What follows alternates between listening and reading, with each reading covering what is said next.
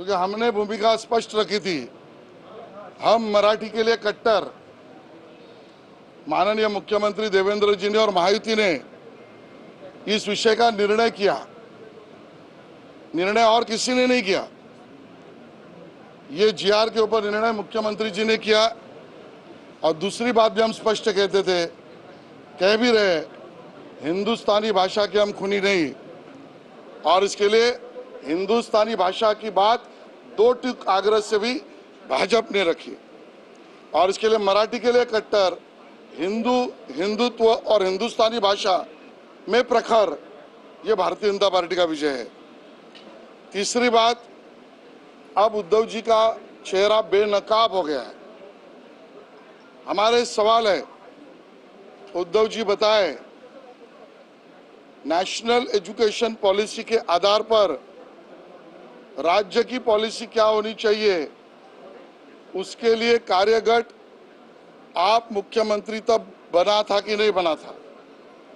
दूसरा सवाल है हमारा, वो विशेषज्ञों का अभ्यास गट जो माशेलकर जी के नेतृत्व में बना, वो आप मुख्यमंत्री थे तब निर्णय हुआ कि नहीं हुआ।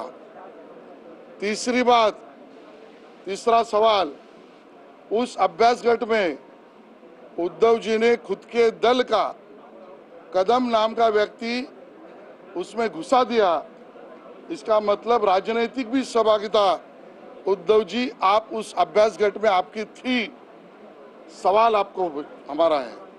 चौथी बात, माशेलकर समिति का रिपोर्ट जो आया उसमें तीसरी भाषा की आवश्यकता और हिंदी भाषा की अनिवार्यता, इसका उल्लेख आप मुख्यमंत्री थे तब हुआ। आपका इसके ऊपर क्या कहना है। पांचवी बात, ये रिपोर्ट आपके ही मुख्यमंत्री पद के समय त्रिभाषा और हिंदी अनिवार्यता के साथ स्वीकारने की कार्रवाई आपने की कि नहीं, आपने क्यों की।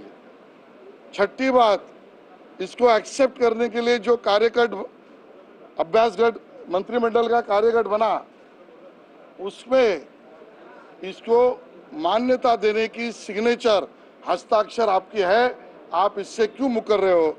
अब उद्धव जी बेनकाब हो चुके हैं। वो ना मराठी के साथ रहे और अमराठी लोगों के ऊपर अन्याय करते हुए भी दिखे। ये बात अब स्पष्ट हुई।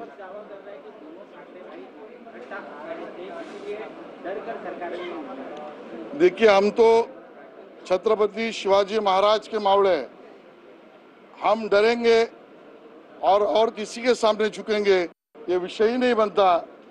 जनमानस की भूमिका के साथ सेवक इस नाते काम करना, ये हमने किया है। विरोध नाहीये कोणाचा, पण जर मराठी शाळा किंवा मराठी भाषेला प्रोत्साहन देण्यासाठी यापुढे काय पावलं उचलली जातील? या अगोदर उद्या सभागृहात याची चर्चा करू, त्यावेळेला त्याचं उत्तर आपण देऊ। गिरणी कामगारांचा 9 जुलैला मोर्चा आहे, काय सांगणार? नेत्यांचं असं म्हणणं आहे की सरकार हे घाबरलं म्हणूनच निर्णय बॅकफूटवर गेला। खरं त्यात मला असं वाटतं की जे अस्तित्वासाठी घाबरले आणि दुसऱ्या पक्षाच्या दरवाजावर गेले, जे स्वतःच्या पक्षात लोक टिकवू शकले नाही म्हणून घाबरले आणि लोकांसमोर असत्य सांगू लागले, ज्यांना एकटं निवडणुकीत लढण्याची ताकद नाही म्हणून घाबरलेत, या तिन्हीचं उत्तर उद्धव बाळासाहेब ठाकरे गट असा आहे। आणि त्यामुळे घाबरलेल्यांचे शिरोमणी हे उद्धव ठाकरेजी आहेत। गिरणी कामगारांचा मोर्चा आहे 9 जुलैला, शेलू आणि वांगणी येथे घरे नको म्हणून काय सांगणार? सरकारची भूमिका गिरणी कामगारांच्या बाजूची आहे। आजपर्यंत जेवढे गिरणी कामगारांच्या घराची पात्रता कोणीच केली नाही, एवढी पात्रतेचं काम आमच्याच सरकारने केलंय। बहुतांशी लोकांना घरं चाव्या वाटण्याचं काम सुद्धा उद्धवजीच्या सरकारने केलं नाही आणि त्यामुळे यापुढचाही अडचण हेच सरकार दूर करेल।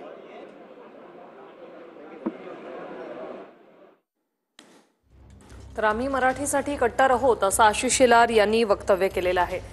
सरकार गिरणी कामगारांच्या बाजूने असल्याचंही त्यांनी म्हटलंय। उद्धव ठाकरे घाबरलेल्यांचे शिरोमणी अशी